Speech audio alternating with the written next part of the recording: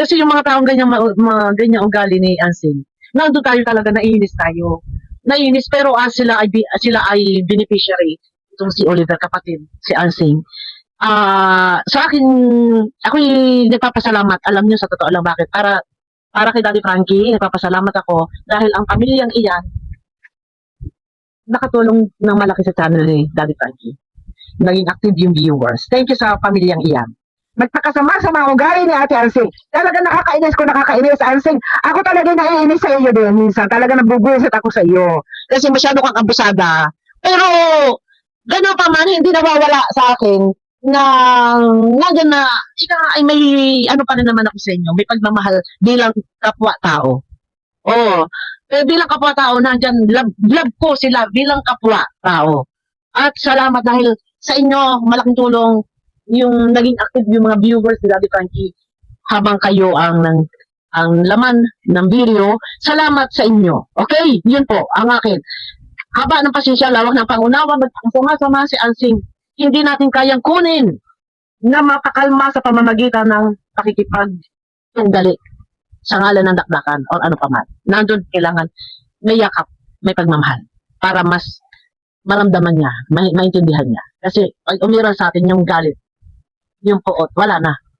Hindi yan makakatulong para siya ay magbago. Ayan, may alam shout out. Muli nagbabalik po ang inyong lingkod. Ayan, isang mainit na hapon po sa ating lahat at mainit din ang tagpo ng premiere ni Daddy Frankie kagabi. At ayun na, alam ko napanood na ito ng karamihan at malaki ang views. Ano ang views? Malaki ang views. Ayun na, ano ba nangyari dito kay Ate Ansing at sa isang reactor na si Inday Okray. Pero dito muna ako kay Ate Malo mag-reaction, okay? Hindi ko po muna gagamitin yung video ni Daddy Frankie. So, ano ba ang masasabi nyo guys? Ano po? So, ako ay dito muna mag-reaction. Ate Malo, pahiram. Okay? Ay, grabe. Ano nangyari? Marami ang natutuwa. Na yun nga daw, nakatagpo daw ng katapat si Ate Ansing. Okay. At meron din po na nagko-comment na dapat daw ay hindi na pinatulan. Dapat daw ay hindi na lang, ayun nga na, pinatulan at nagbitaw ng salita na magkano ka ba? At may mga nagko-comment ng gano'n at kukunin, nasan ba yung wallet ko? Yung mga gano'n. Okay. So, dito muna tayo. May kumakampi kay Ate Ansing. Mukhang parang nakapunto si Ate Ansing na 1/4. Ano po? Hindi lahat nagko-comment kasi. Okay, nakakuha si Ate Ansing ng kaunting simpatya sa ilang viewers. Siguro, sabihin na natin 1/4 ang kumampi kay Ansing at 3/4 yung kumampi kay sa reactor na si Inday Okray. Okay, dito muna tayo kay Ate Malo. Ate Malo, pahiram nga muna ha, Ate Malo. Alam niyo po mga kapatid, itong sagutan na ito. Guys, bago lahat, supportahan po natin si Ate Malo. Malo de Los Santos. Sa kanyang video nyo po niya, sa kanyang video nyo, mapapanood ang kabuang video. Kunti lang po ang aking paririnig. Nagbibigay lang ako ng aking opinion sa magiging opinion po ni Ate Malo. Kasi pag ako ang nagbigay, rektahan na opinion ko, ay hindi ko alam kung ano ang direksyon. Kasi mag-neutral ako dun eh. Mag-neutral ako. Wala akong papanigan. Pagka yan ang, mamaya abangan nyo na lang po. Hintayin muna natin ng mga 24 hours. Pagka yan ako sa akin magmumula, talagang neutral ko. Wala akong kakampihan sa dalawa. Okay, dahil una-una, sila Ate Ansing yan po ay beneficiary ni Daddy Frankie. At dahil viral si Kuya Oliver, ay kumbaga sa pamamagitan ng pagka-viral ni Kuya Oliver ay malaki ang naging tulong ito kay Daddy Frankie sa pag-angat ng subscribe. Ano po? Sa pagkakaroon ng active viewers, napakalaking tulong. Kaya ganun pa man, bilang si kapatid ni Kuya Oliver ay nandun pa rin na kailangan pa rin talagang magpakasama-sama ang isang tao ay hindi basihan para itakwil po natin yan. Hindi basihan para yan po ay ating tuluyan ng alisan ng karapatan pagdating kay Kuya Oliver. Kahit papaano naman, kagaya ng ginagawa ni Daddy Frankie na napakahaba ng pasensya at na napakalawak ng pangunawa at umiiral sa kanya ang kababaan loob pa rin. Nandun pa rin, hindi pa rin magawa talaga ni Daddy Frankie na kapag siya nauubos ang pasensya, hindi niya magawa talagang tuluyan ng wakasan ang pakikipag-ugnayan kay Ansing.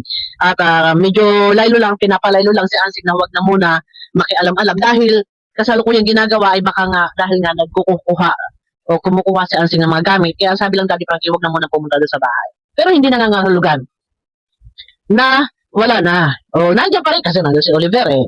Okay. Tuloy muna tayo. Anong opinion mo, Ate Malo? Dito muna ako, okay?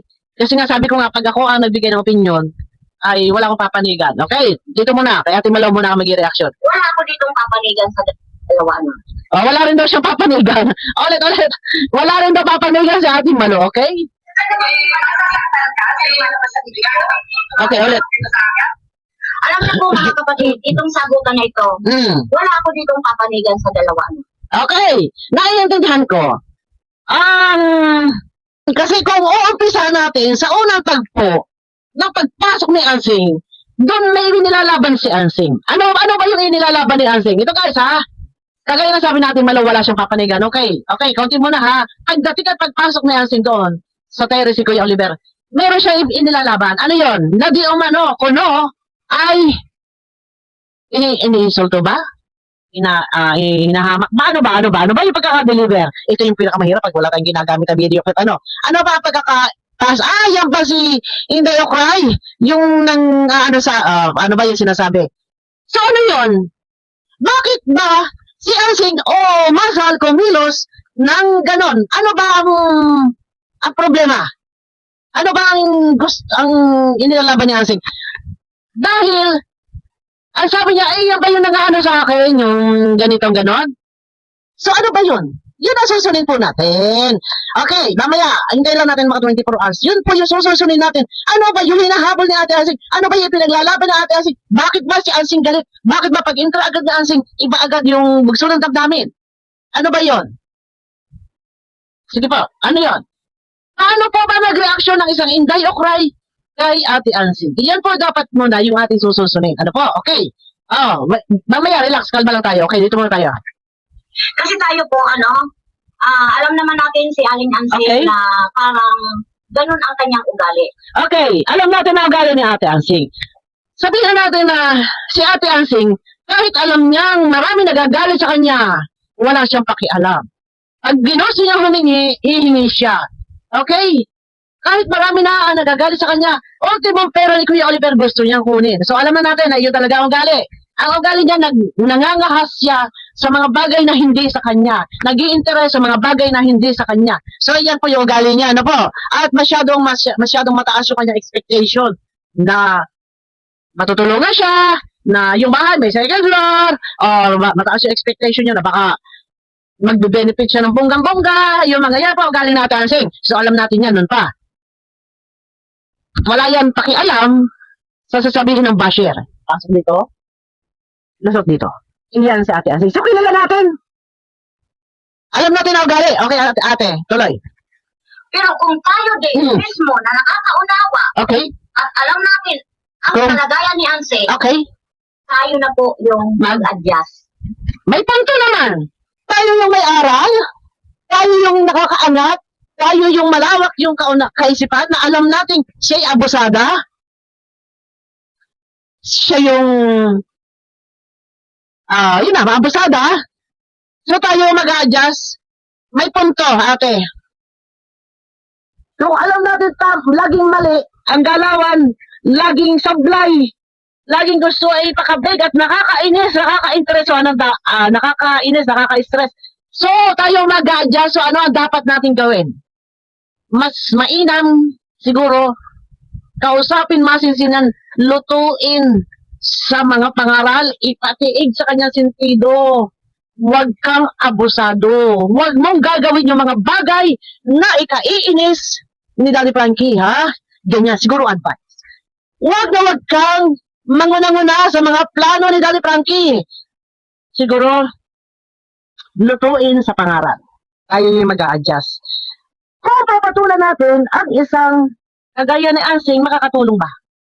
Ma-absorb ba ng utak niya yung pangyayaring nangyari kagabi? So, sabi nga natin, tayo mag-a-adjust. Okay, fine.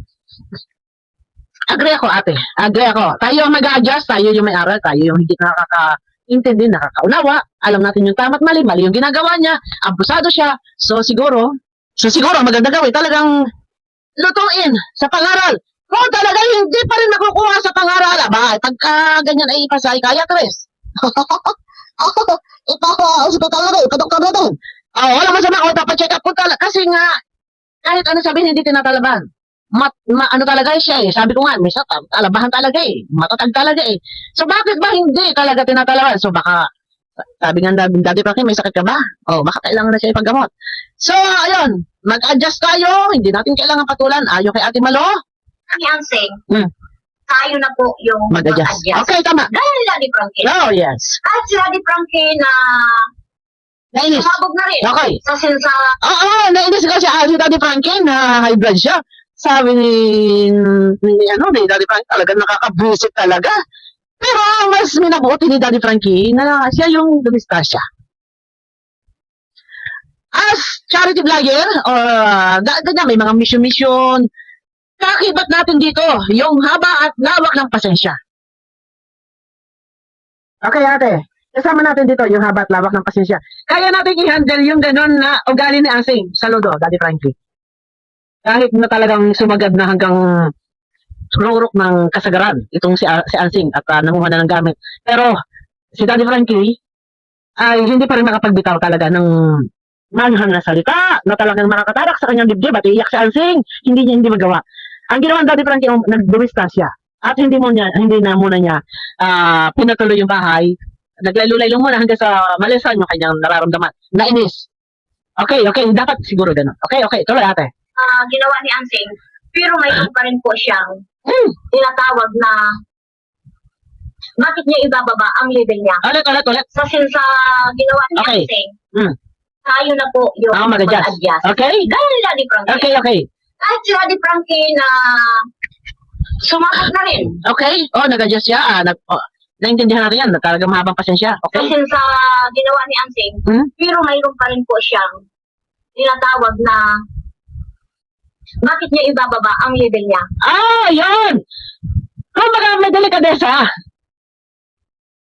Hindi niya ibababa yung level niya na dahil lang sa ganong sistema, nakita mo yung halimbawa, nakita mo yung reaction ni Ansing, ganyan, nangaaway. Tapos sasabayan mo, ignore. Kung ikaw lumabis, siguro sa reaction, sorry po, yakap. Baka malulubag ang loob, yakap, sorry na, ikaw naman nagmaman kita. Siyempre, bunso ng damdamin bagay, ikaw kasi ay sobrang kabagangani, love kita. Siguro ganon. Ganon siguro. Okay? Okay, ate. Sa isang tao. Okay. Di ba po? Kasi dito sa tingin na ito, Ang ibig sabihin natin, maluwag mo yung level. Kumbaga si Ansing, nandun siya sa level na kung sa rate 1 to 10, nandun siya sa 3, abay, doon ka sa 10.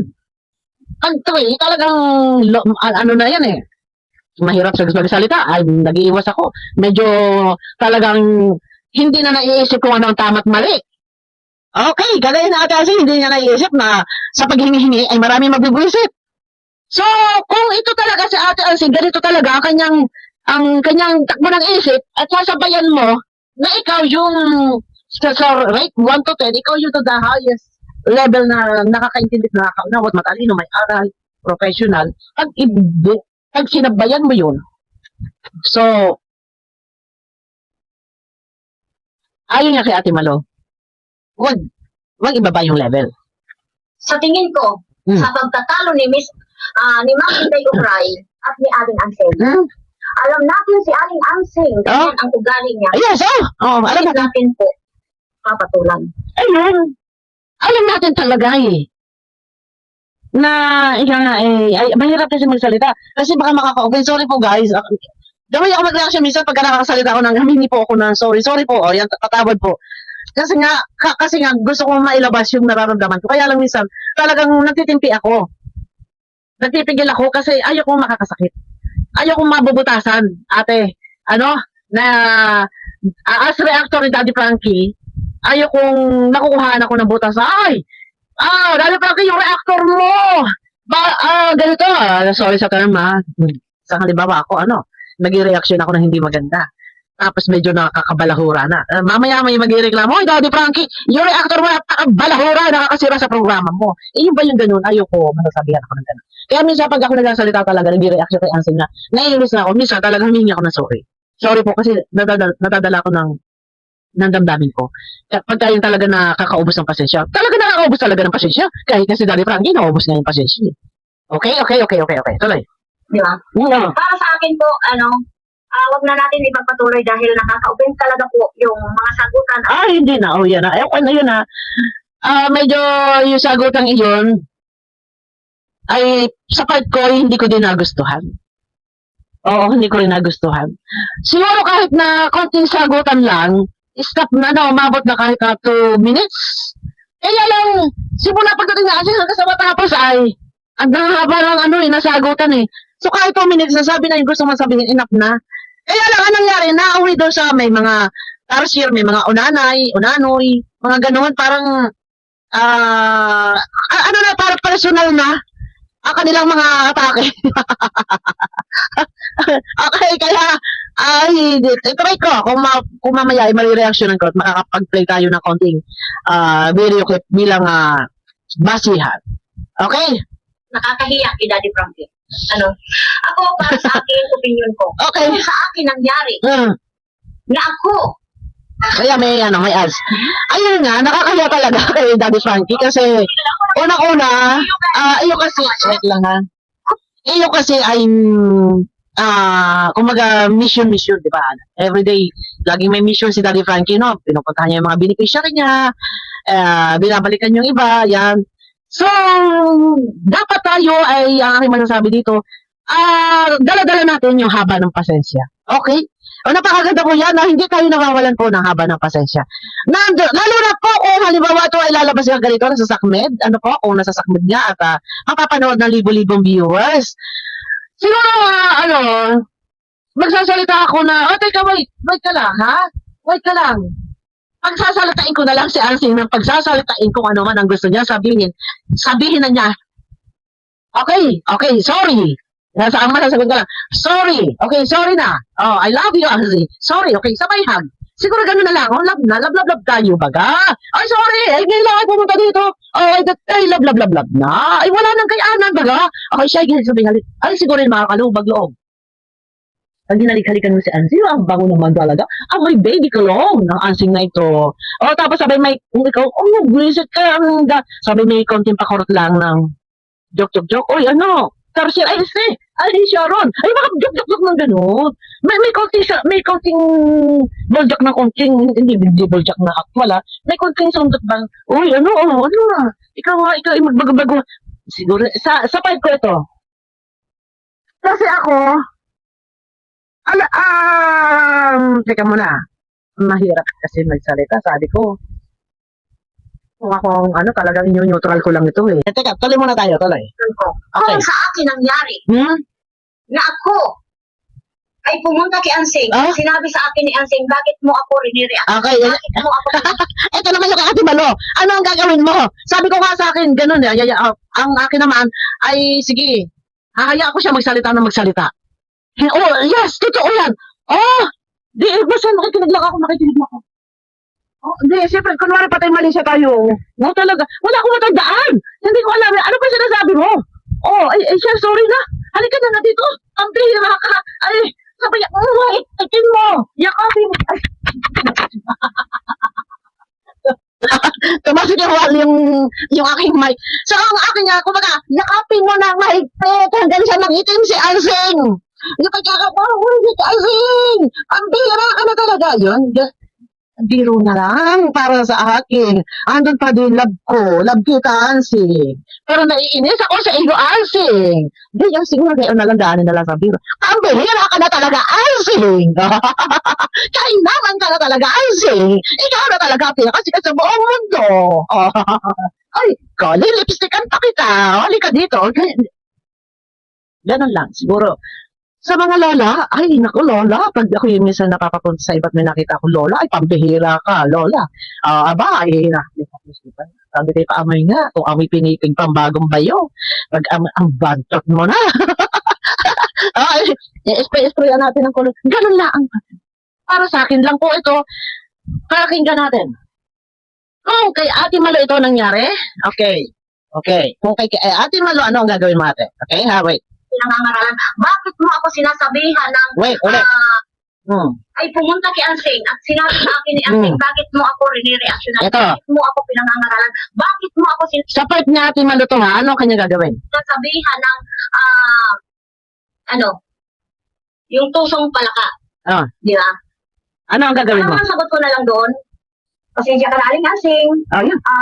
Sorry. Ah. Kung na-open kita doon, Oh. yung palaka at yung pangangaral ko sa'yo, ay, ganun lang. Wala nang, hindi nakahaba. Pasensya ka na kasi reactor lang na, nare-reactionan kita. Ayan!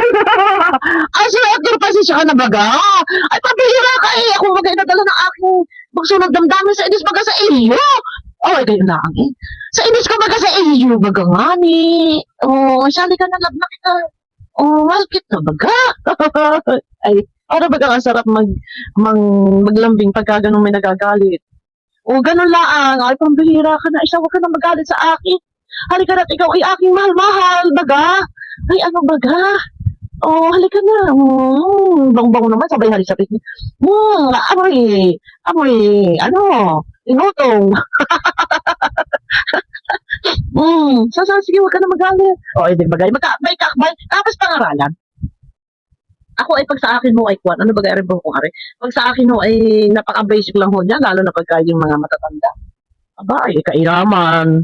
Pagka yung sasabihin pa akong, minsan nga ang aking nanay, ang aking inay, si inay. Sabi ko, inay, ay ano kaya kung kayo rin nag-aasawa pa? O, sinasabihan ko kahit na edad na, 85. Sabi ko, inay, kayo mag-asawa? Ay, sasabi sa kayo, sa putang ina ka. Dahil tatanda. Ay, ayaw niyo yun. Para kayo lagi may kasipig pagkagabi. Oh. Ay, hindi ba kayo, ay, kaya nyo pa baga, mag-asawa, kaya nyo pa bagang makatatlo. Ay, sabulisit na ito, itong batang ito, ay, kaigi nga, at na kayo pagkagabi, ay, may kasiping, may kagatin ka ng gatas ninyo, kape nyo. Oh, nabiro-biro. Gayon lang, kasi minsan kailangan din natin na, hindi kasi makakatulong kapag sasabayan natin yung ugali ni Ate Ansi. So, baka may punto naman din sa si Inday Okay doon, na talagang niretok niya. Oh, wait lang ha. Ito, mamaya panghuli tayo kay Inday Okay. Nandito tayo sa opinion natin Malu eh. Okay, dito muna tayo kay Ate Mal, hindi pa tapos. Lang na nare-reactionan kita. Di ba? Ngayon, yayakapin ko siya. Ay, pareho tayo. Pasensya ka na. Dahil kami ay nagre-reaction. Sorry, na sabi ko sa'yo, di ba? nauupin kita. Parang bagang ang sarap, parang napifeel ko, parang ang sarap maglambing. Alam niyo yung maglalambing, yung nagagalit na tapos yung mata niya na Ate Ansi parang nambabalirak na. Nagagalit sa galit. Hindi mo alam kung saan nakatingin. Tapos ay siya, halika na nga. Ay, ano ba ya? Pumunta ka nga dito. Halika nga dito. Ay, pambira ka na. Ay, sabi yan. Sabi yan. Ay, ano ba ginagalit mo? Ano lang natin na pambira? Ay, yung pareho lang yung kay Ate Malo. Ito, on the spot na to ha. Pag-play ko na ko lang din napanood. Ito kay Ate Malo. So, pareho lang. Ayun yung akin. Kanina hindi ko pa ito napanood. Sabi ko nga, dito na ako manonood habang ipi-play. So, ayun na. Ganon din yung kay Ate Malo. Yakapin na laan. Alam niyo po, Kasi yung mga taong ganyang ugali ni Ansing, nandun tayo talaga, naiinis tayo. Naiinis, pero sila ay beneficiary. Itong si Oliver, kapatid, si Ansing. Sa akin, ako'y nagpapasalamat. Alam niyo, sa totoo lang bakit. Para kay Daddy Frankie, nagpapasalamat ako dahil ang pamilyang iyan nakatulong ng malaki sa channel ni Daddy Frankie na umangat yung subscribe. Naging active yung viewers. Thank you sa pamilyang iyan. Magpakasama sa mga ugali ni Ate Ansing. Talaga nakakainis, Ansing. Ako talaga naiinis sa iyo din. Minsan talaga nabubusit ako sa iyo. Kasi masyado kang abusada. Pero, gano'n pa man, hindi nawawala sa akin na nandiyan na, ay may, ano pa rin naman ako sa inyo, may pagmamahal bilang kapwa-tao. Oo. Bilang kapwa-tao, nandyan, love ko sila bilang kapwa-tao. At salamat dahil sa inyo, malaking tulong yung naging active yung mga viewers ni Daddy Frankie habang kayo ang laman ng video. Salamat sa inyo. Okay? Yun po, ang akin. Haba ng pasensya, lawak ng pangunawa, magpakasama-sama si Ansing. Hindi natin kayang kunin na mapakalma sa pamamagitan ng pakikipagtunggali sa ngalan ng dakdakan o ano pa man. Nandun kailangan may yakap, may pagmamahal para mas maramdaman niya, maintindihan niya. Kasi pag umiral sa atin yung galit, yung poot, wala na. Hindi yan makakatulong para siya ay magbago. Okay, so ayun lang ang aking pinarinig. Ang kabuuan video ay mapapanood nyo po kay Ate Malo. Suportahan po natin si Ate Malo de los Santos. Ano po? So pareho lang din kami. Hindi ko papatulan. At wait lang. At kay Inday okay naman as siya ay reactor ni Daddy Frankie. May punto naman na nasabi niya yung gusto niya sabihin na talagang yung pagiging abusada niya na si Daddy Frankie, inuubos niya yung pasensya. Natutuwa naman yung iba na sinasabi ng iba na nakakuha na katapat si Ansing. Go, hindi okay, sabi ng iba. Okay. Maigi na rin yun na nasabi ni Inday okay kay Ansing yung ibang mga salitang si Daddy Frankie, binibigyan mo, nagiging pabigat ka kay Daddy Frankie. Iyon naman talaga yung totoo. Oo, totoo yun. Okay din yun na nakasalita si Inday okay ng patungkol sa ginagawa ni Ansing dito kay Daddy Frankie na sakit sa ulo, pabigat, kumbaga, ganyan, ano, ang daming mga request. Yun lang ang tanong, yung bang sinabi ni Inday Ukray sa mga ginagawa ni Ansing kay Daddy Frankie, ay nagbabago si Ansing, malilisan ba ni Ansing, ma-absorb ba ng utak ni Ansing? Hindi. Iyan ang problema. Kaya nga mahirap patulan. Dahil hindi siya nagtatanda, hindi siya nagbabago. Iyon natin yun pa din. Kung ano yung gusto niya sasabihin niya. Kaya, patulan mo natin yan. Kung hindi naman pumapasok ka dito, ang lumulusot dito, useless. Siguro, mas mainam, masisinag na kausapin, ipatiig sa kanya kung ano yung tama at mali. Baka sakali, makukuha sa santong dasalan. Hindi sa 10 paspasan. Nangyari na sa 10 paspasan. Okay, try yung santong dasalan. Ay, ilan na ba ang mga sabi dyan ni Daddy Frankie noon pa na huwag kang maghintay ka. Ay, wala eh. Gayon pa rin eh. Atat lagi. Nanguha pa ng hollow block ng kaya useless. Pero para sa akin, mahirap talagang patulan ang isang taong hindi niya ma-absorb yung ating sasabihin. Useless lang. Okay, so yun lang. Inday Ukray naman ay nasabi niya yung isinisigaw ng viewers na nagagalit kay Ansing, naging boses si Inday Ukray, maraming pumapor doon. Pero okay na yun. Ang tanong nga, ang aking tanong, ito ba'y absorb ni Ansing? Ano ang sigaw ni Ansing? Wala kang pakialam kung anong hinihingi ko kay Daddy Frankie dahil hindi ako humihingi sa iyo. Ayun lamang ang problema kay Ansing. Kahit real talk na yun, verbal na, harap-harapan, sinabi niya, ayaw niya na siya mapapakialaman. Pero umpisa pa nga lang, doon muna tayo sa kaumpisa-umpisahan. Sabi ko, ano ba ang ugat? At si Ansing ay nagalit kay Inday Ukray. Dapat iyon ang masusunod natin. Paano ba mag-reaction ng Inday Ukray kay Ansing? Yan ang masusunod natin kung para makuha natin ang dahilan kung bakit si Ansing nagkaganyan. Di ba? Okay. Abangan niyo ko sa aking next video. Mega love shout out. Suportahan po natin si Ate Malo de los Santos. Sa kanyang video niyo po mapapanood ang kabuuang video. Opinion niya lang po ang pinarinig ko.